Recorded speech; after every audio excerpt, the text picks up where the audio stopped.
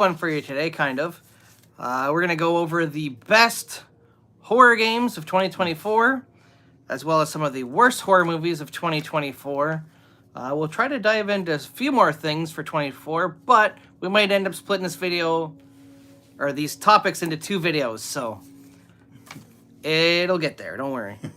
Number 5 for the best horror games of 2024, we have Until Dawn Remake. Obviously, the first one was iconic and it was such a great game. Until Dawn is number 5. Number 4, guys, we got Retro Realms, Halloween, and Ash vs. the Evil Dead. If you haven't played the Retro Realms game from Boss Team Games, it is awesome. I highly recommend playing it. It is a lot of fun. It is 8-bit, but you will have a lot of fun with this game, I guarantee it. You could even take Ash and bring him in Haddonfield and play in Michael Myers' universe. It is awesome. Super cool stuff. Coming in number 3, guys, is The Last of Us 2 Remaster. Obviously, the second time around, it was fantastic playing it. Still a great game to this day. I absolutely love it. Coming in at number 2, Killer Clowns from Outer Space, the game. This was a lot of fun. I have to get back into the movie somewhat, but the game was a lot of fun.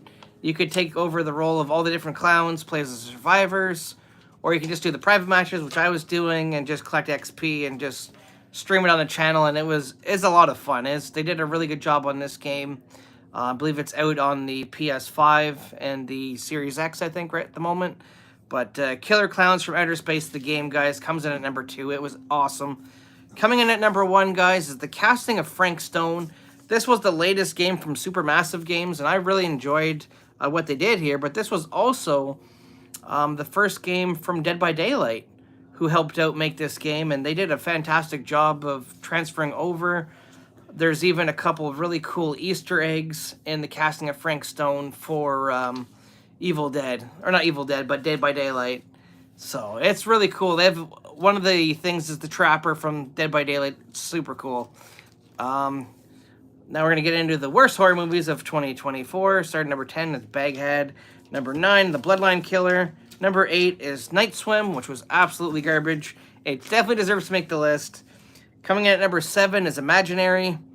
Coming in at number 6 is The Strangers Chapter 1, which I was thoroughly disappointed with. I was hoping for so much more from The Strangers Chapter 1, and it really failed to meet expectations, especially with how good the original one was and how good Strangers Prey at Night was. This was just kind of like an unnecessary movie to make, and it was just garbage. Coming in at number 5 is Tarot. That was absolutely horrible. I can't say that enough. That was not one of the best movies that I've ever seen. It was horrible. Coming in at number 4 is The Exorcism, which was also bad. Coming in at number 3 is The First Omen, which kind of started strong but lost itself halfway through. Coming in at number 2 is Founders Day. And the worst horror movie that we've seen so far this year for 24 has been The Last Breath. That shark movie was just god-awful. We have a video on saying how bad that movie was. But yeah, that was just terrible. I can't say enough bad things about that movie. It was horrible. Now we'll get into some of the best movies so far of 2024. Starting at number 10, Despicable Me. Or not Despicable Me, sorry. Inside Out 2, which was awesome. It's a kid's movie, but if you really love animation and you love like Pixar stuff, Inside Out 2 was awesome. I really enjoyed that movie. Coming in at number 9 is Despicable Me 2, which I also thoroughly enjoyed. I thought that was really well done. I thought Steve Carell was excellent in that movie, as I'm a big fan of Steve Carell in The Office. So seeing Steve Carell play Gru one more time in Despicable Me 2 was really cool to see, and I definitely enjoyed that one. Coming in at number 8 is Venom: The Last Dance. Venom still makes this list because it's not a terrible movie, but it's not a great movie. It's kind of one of the ones that's kind of more in between than it is like bad or good, but it was good enough for me to make it number 8. Coming in at number 7, guys, is Twisters, the sequel follow-up to the original Twisters starring Bill Paxton. Of course, the second one was actually enjoyable. It had a really nice story. I definitely enjoyed some of the special and visual effects that they brought to the table for Twisters.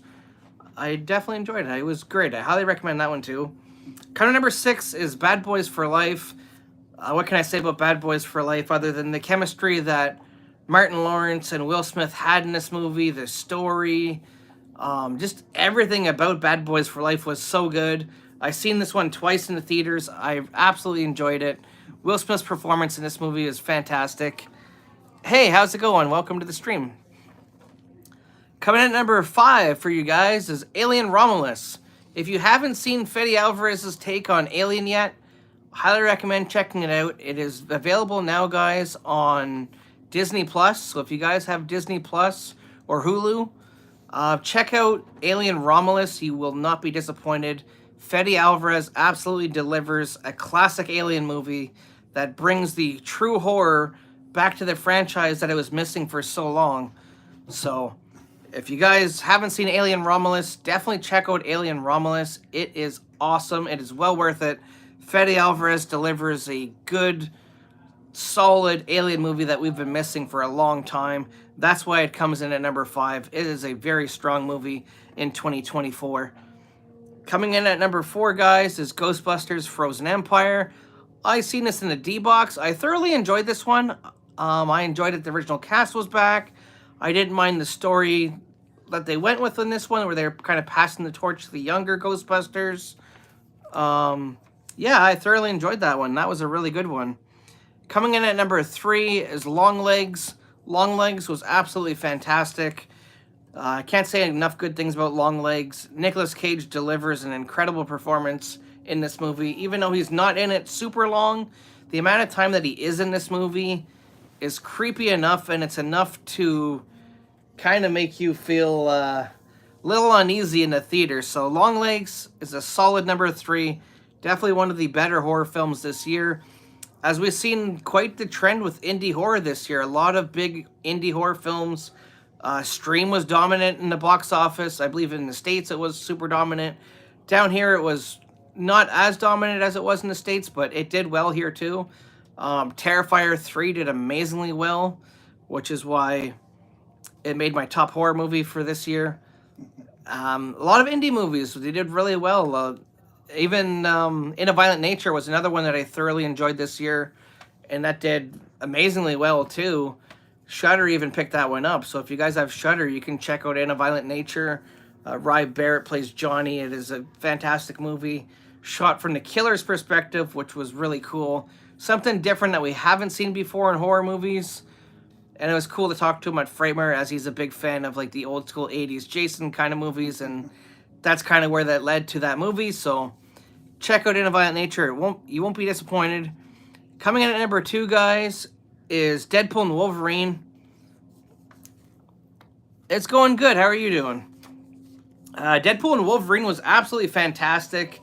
I can't say enough good things about this one. I'll talk a little bit on this one. I'll let you talk a little bit on Deadpool and Wolverine. Because it was fantastic. Ryan Reynolds and Hugh Jackman are absolutely incredible together. Such a great story. It was good to have Deadpool back. It was funny. It just worked. It was amazing. It was so well done. That's why Deadpool Wolverine comes in at number 2. I'll let my buddy talk a little bit about Deadpool Wolverine a little bit more, and then I'll dive into my number 1 movie for this year. I'll make it quick. The time is on us against us. I loved it. I got it obviously in 4K, as you know, and I'm a super fan. If you love Deadpool 1 and 2, you'll love technically number 3. You know, it's hilarious, and it's whatever. The soundtrack was great. The movie was awesome. Cameos were great. It is well worth it. It's still in theaters. Go see it. If it's on Disney, see it there. But give this movie its love, because it's probably the best one of the best ones of the year. I think so. And number 1 movie for this year, guys, for me anyways, I have to give it to Beetlejuice. I love the story for Beetlejuice.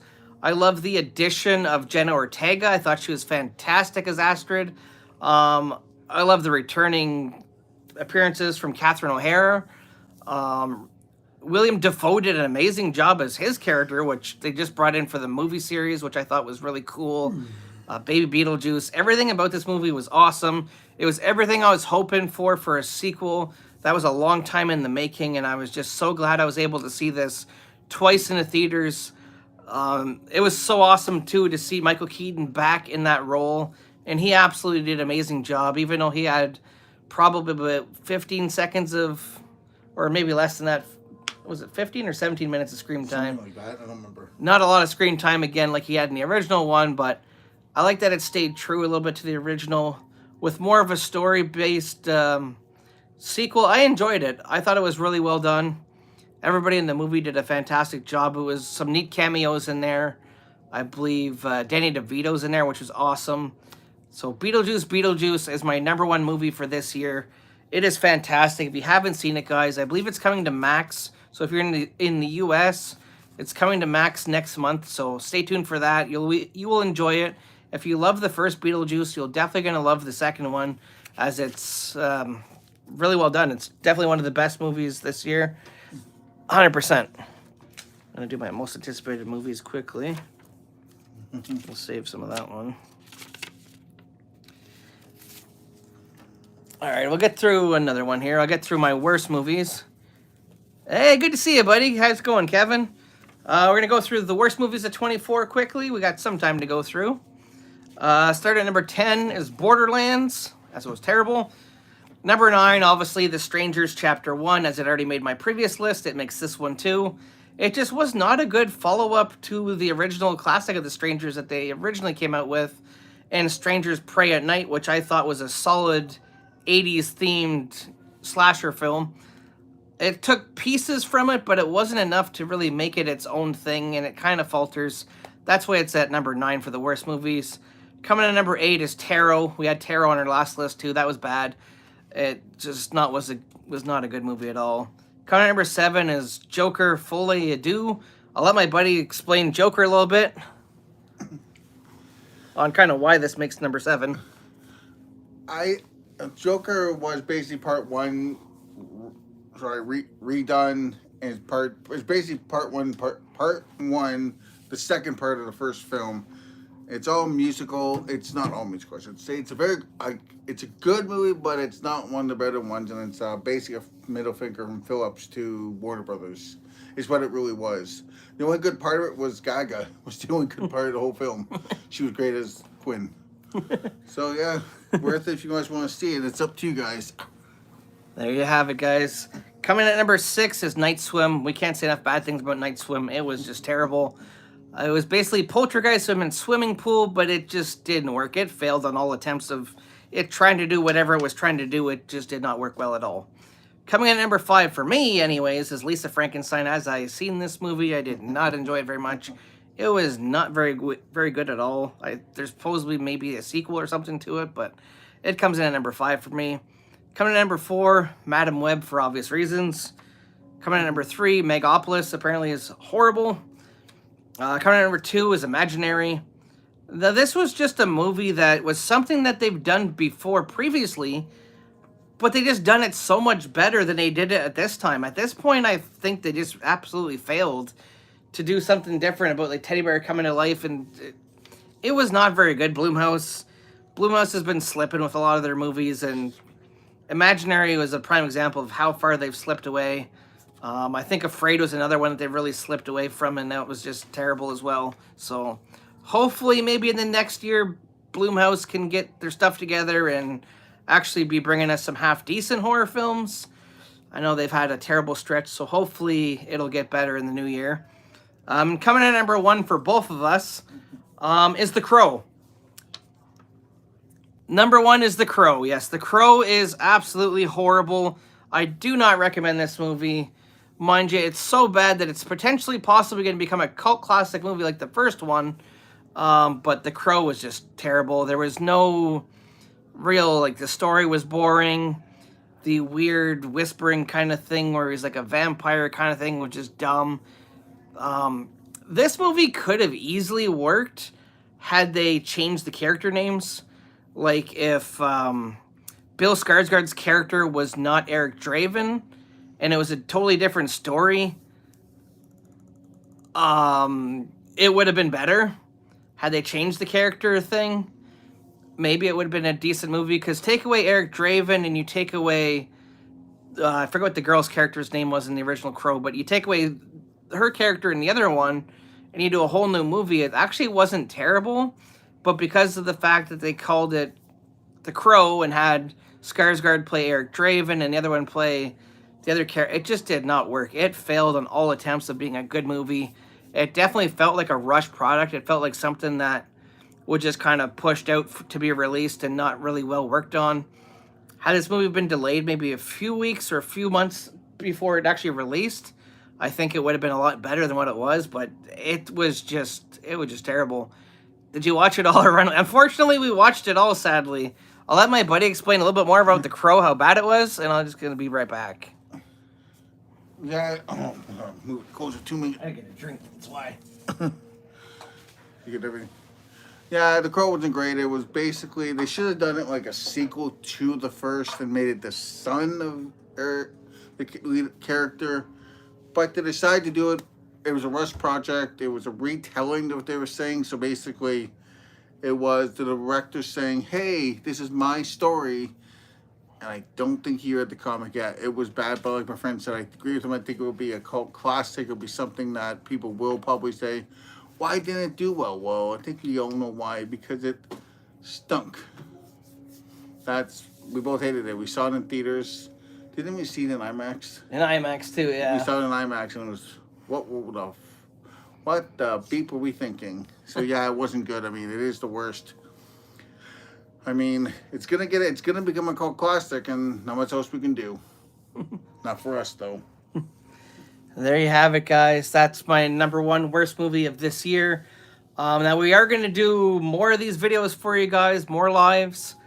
Fortunately, it's Dynamite time, so we're going to wrap this up. I'm going to be back on with a new video coming at some point soon. You always think there's somebody behind me? Yeah, it looks like it, kind of, eh, buddy? Yeah, we're going to be back with some new ones when